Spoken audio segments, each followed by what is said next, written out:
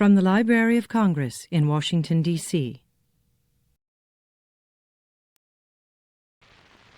But the Baron was no fool. As the chief forester of Baden, it was his daily duty to patrol the miles and miles of forest paths. His draisine made the job much easier. This was the first discovery of the magic of the bicycle. The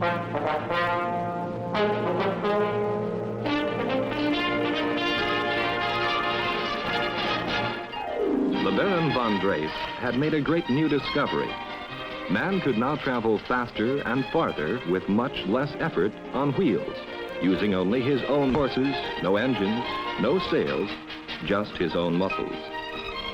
The draisine, simple and crude though it was, had such a basic appeal that similar cycles were soon in use in many countries of the world. A man walking could travel only 4 or 5 miles per hour with steady, continuous effort. On a draisine, a man could go 5 or 6 miles per hour on level ground and could often rest while coasting downhill.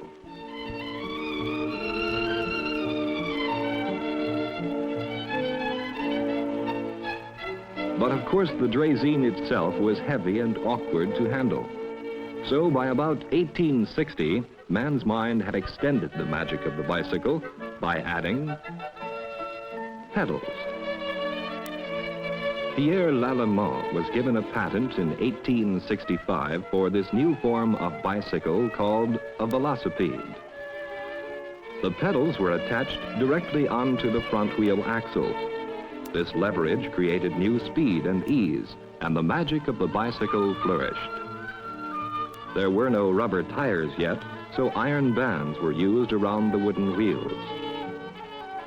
Little wonder then that velocipedes became known as bone shakers. Nonetheless, they were very popular throughout the 1860s.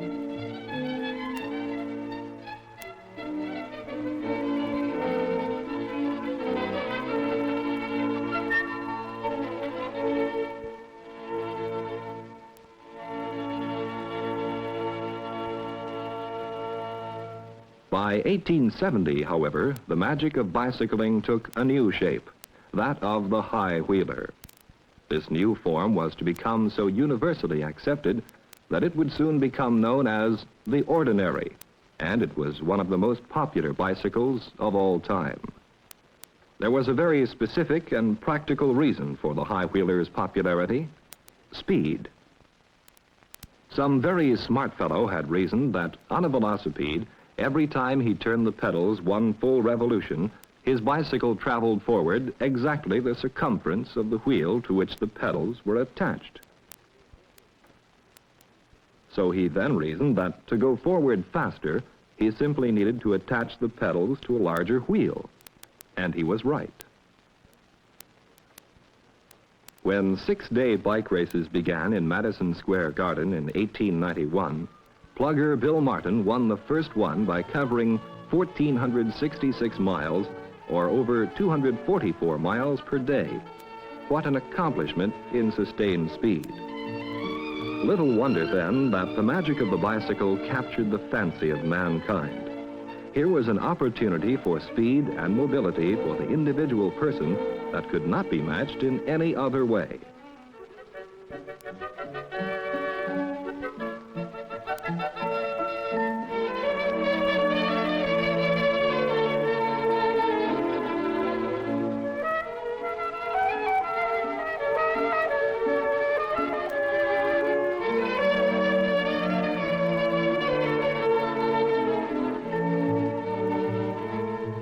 The last 2 decades of the 19th century were truly the first golden age of bicycling in America.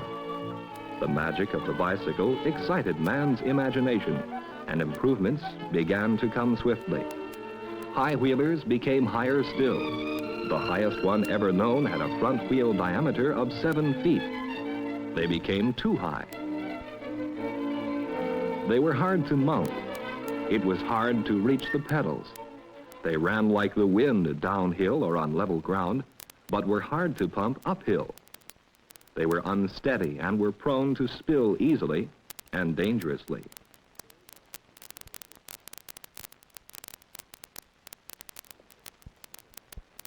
So by 1866, another clever fellow, an Englishman named James K. Starley, had figured out a way to make the bicycle safer without sacrificing its newfound speed.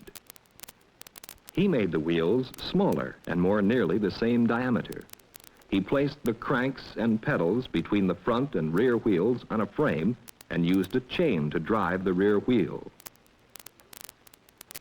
In doing this, Starley had created a revolutionary application of the age-old principle of gears. Rather than delivering the rider's muscle power directly from the pedal cranks to the front wheel axle, Starley's sprocket and chain drive delivered the muscle power to the rear wheel axle. What was the advantage in this? Watch. Because the front sprocket was large and the rear sprocket was small, one revolution of the pedals generated far more than one revolution of the rear wheel. Hence, speed with safety through the magic of the first bicycle sprocket and chain gear.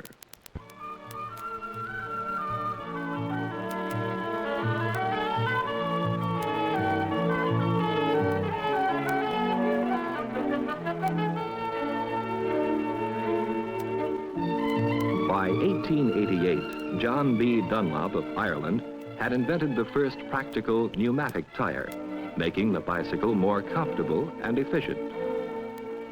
The diamond frame safety, developed in the last decade of the 19th century, became enormously popular and created a bicycle industry in America alone of over 300 bicycle manufacturing plants. The safety bicycle became one of the primary means of utilitarian transportation as well as pleasure riding. In the spring of 1933, a man named Frank Schwinn, whose company had been manufacturing bicycles since 1895, introduced the balloon tire bike, the forerunner of this kind of modern utility bicycle so familiar to us all. Today we live in the new golden age of cycling, with over 57 million cyclists in America. Now more than ever, the magic of bicycling calls to Americans of all ages. New bikeways are being opened throughout America.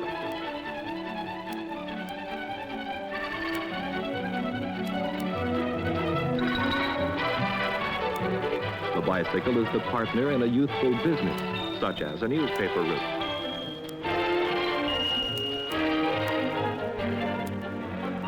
A helpful tool in man's work.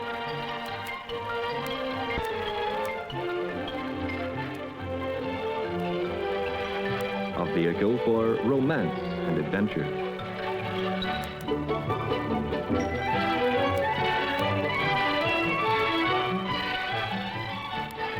A bond of mutual interest for families to share. An avenue of relaxation and exercise on which a man can rediscover the real nature of his world and himself. The bike gives excellent mileage, especially for those short errands to the neighborhood store. And for high performance, who wants a car at a time like this?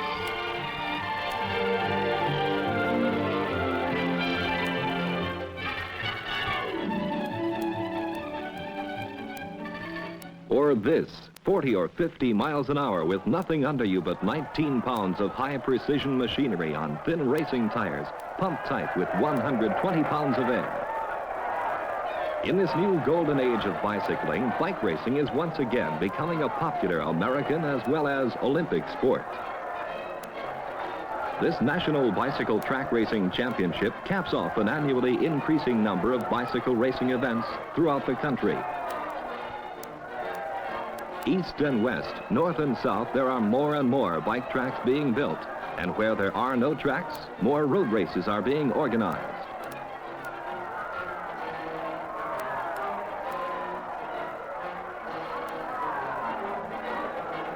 These races are promoted and encouraged by the Bicycle Institute of America and sanctioned and officiated by the Amateur Bicycle League of America.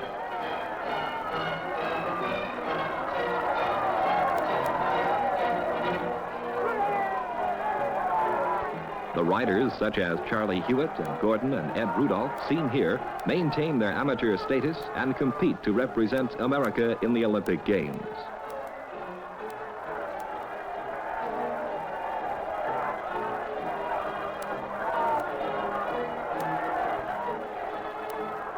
This is Jackie Symes of Gloucester, New Jersey, the 1964 American National Bike Racing Champion and a member of America's bike racing team for the Olympic Games in Tokyo. His own words, as quoted in a recent article of Sports Illustrated, best express the magic challenge of championship bike racing.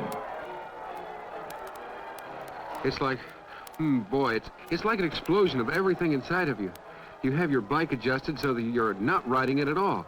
You're running on the pedals. The tension is building and building there inside of you. Then someone makes his move, the snap, and there's a big wild blur. The tires are going zoom, and they... Hello, Mr. Warren. Why, hi, Billy. Say, where did you get those racing bikes? These aren't racing bikes, Dave. Well, they've got those funny-looking handlebars and high seats. Isn't that uncomfortable? No, not at all. In fact, they're a lot more comfortable, especially if you're going to ride for any length of time, because you have better weight distribution. Look. See, Mr. Warren, Dad's weight isn't all resting on the saddle. His shoulders and arms share in the load, and leaning forward cuts down wind resistance, too. Besides, you have better control of the bike with drop bars, and you can use your arms like shock absorbers to smooth out rough spots in the road. You can vary your hand positions for greatest comfort, or for an especially hard uphill climb, or high speed, or for greatest overall control. Well, that looks all right at that.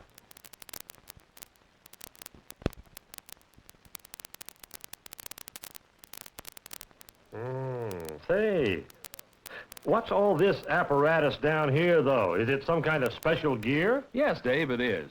It's called a derailleur, and it gives you 10 different speeds. You see, there are 2 sprockets in front and 5 sprockets in the rear, hence 10 different possible combinations.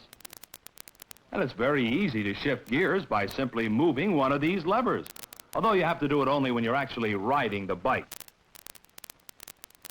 Why is that? That's because what you're really doing is making the chain glide across from one sprocket to another, while the sprockets and chain are in motion. If you come to a hill to climb or into a strong headwind, that would make pedaling harder. Then you shift to a lower gear. The chain glides over to a larger rear sprocket, and pedaling is easier. The lowest gear combines the largest rear sprocket with the smaller front sprocket. Now, a high gear, Dave, is just like in your car, where only a minimum of revolutions of the motor, in this case your feet on the pedals, delivers a maximum of revolutions to the wheel. So you combine the large front sprocket with one of the smaller rear sprockets for high gear and speed. The idea really is to use the derailleur in such a way as to keep your pedaling rate a smooth, even, steady pace as the road conditions vary.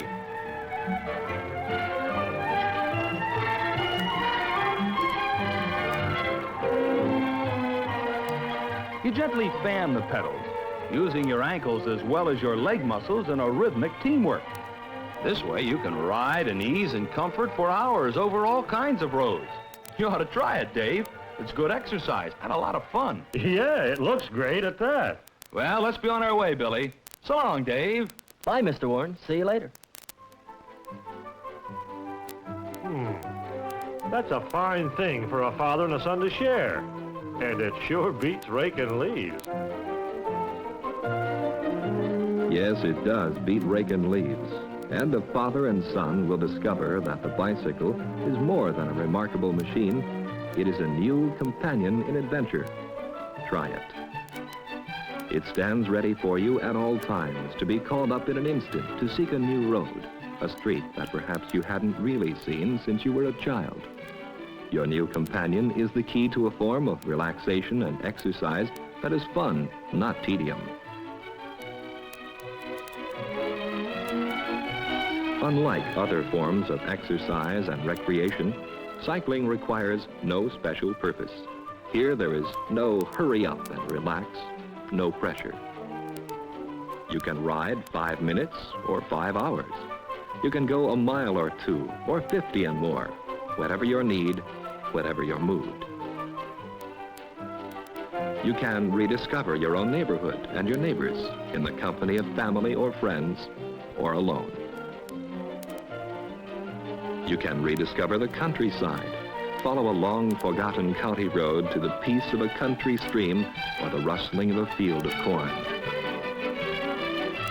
If you choose, you can even join a hosteling group and regularly enjoy far-ranging tours to the great vistas of our land. Or you can enjoy the exciting contrasts of your own city with the hustle and bustle of its streets and the sheltering green of its parks.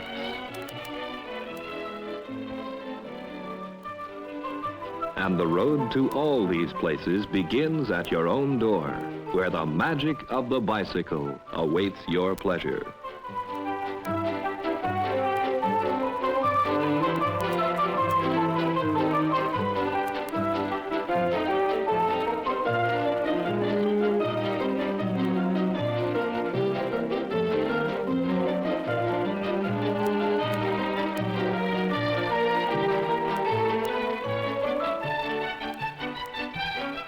Pleasure cycling enjoys a long season, even in the more northerly areas. Here, just outside Boston and late in November, the eminent heart specialist, Dr. Paul Dudley White, enjoys a bicycle ride with a friend, Dr. David A. Field.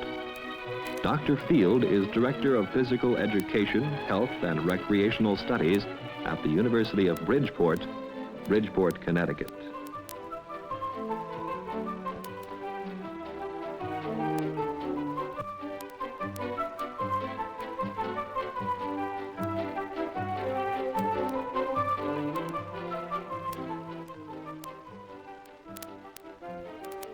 Well, Dr. Field, that was a nice ride.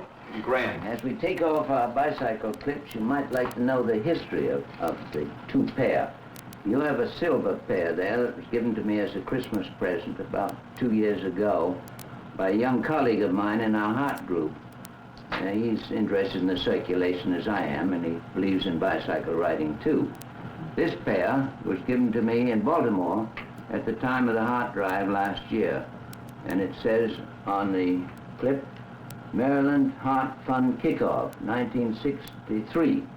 So they also countenance the idea of exercise of this sort. And I put this next to my gold stethoscope that Ike Eisenhower gave me last year at a dinner in New York as a sort of souvenir of my activity. You see the bicycling helping the heart. That's interesting. I wonder if you'd explain again, Dr. White, this relationship between cycling and health. Well, Dr. Field, it isn't simply for health reasons that I favor bicycling as an exercise. I think it's very good from the standpoint of pleasure and economy, but it must be done safely. And now to get at the health angle. There are 4 reasons I give for vigorous leg muscles, not simply the arm muscles. And the first is physiological. We as bipeds need something to help us keep the blood circulating up from the lower part of our body, and the leg muscles are very important for this reason. They squeeze when they contract, they squeeze the veins, and the veins have valves, such as this one in my arm, which I demonstrate frequently to prove the circulation of blood, which William Harvey used in his description of the circulation of blood back in 1628. If I press the blood out of my arm vein, where there's a valve there, and then release my finger, the blood circulates up from below. And the leg muscles, squeezing the veins, actually pump blood up toward the heart, and this allows the heart to receive more blood to supply our brain with blood. This is physiological, and therefore we have proof that it isn't simply the heart that's the only pump. The leg muscles are pumps, and the diaphragm is a suction pump. So by keeping physically fit, we help the heart out in its action. Psychologically, too, exercise such as that of cycling can be walking or swimming, but bicycling is an especially favorable type of exercise. This has a very good effect on the on the brain, on the mental state, and on the psyche. It's the best antidote, this kind of muscular exercise, for stress and for really mental fatigue. We shouldn't work all the time. We should balance mental effort with physical effort. This is what we were really constructed for, physiologically and anatomically. And instead of using tranquilizers, I advise muscular action, even to the point of fatigue, so that you won't need medicine to tranquilize you. And then we have a great problem today, and I've had right along since we've no longer used our legs properly, of being subject to thrombosis, that is blood clotting in our leg veins. And these blood clots, which can form when can get established when there's too much stasis, sluggish circulation, this is a hazard, a great hazard to life because of pulmonary embolism. Blood clots can go from our leg veins to our lungs and kill us, and are very serious often. This is a third reason. And the fourth reason, and perhaps most important of all, is that there's clear evidence now that vigorous use of our muscles helps to delay the onset of arteriosclerosis, which is the modern epidemic in this country today. These then are the four reasons I give for the vigorous use of the leg muscles, such as that perhaps best performed on bicycle. Well, you've convinced me, Dr. White, of these values on my health, but what about finding a time and a place for cycling? Well, Dr. Field, we've already seen the pleasurable aspects of cycling and the fact that this is being done in a fair number of places in this country, but not enough. We must develop more and more facilities for safe cycling, train people to cycle even on the roads of today, but we also need paths to make the cycling more pleasurable as well as safer. And I would add that we can use bicycles even indoors. In the winter where the cycling is very difficult outside, there are standing bicycles of various types, home training machines that are going to be still more improved to allow us to use our own bicycles indoors. This will be not only pleasurable but healthful too. But we still have a great deal to do in our communities. This should become a way of life, not only for pleasure and health, but for economy and for safety too. But now we have considerable difficulty in persuading the countryside, the communities, cities and the roads, but not enough of the human himself. And so I would like to close with just a quotation from Edwin Mock. In vain we build the world unless the builder also grows.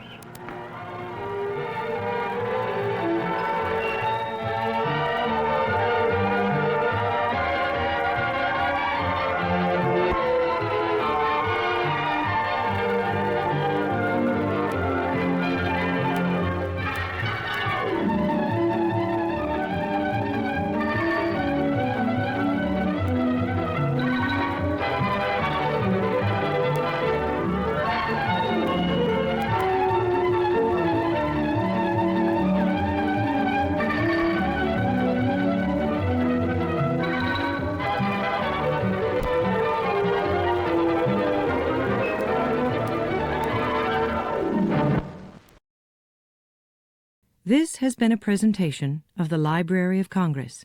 Visit us at loc.gov.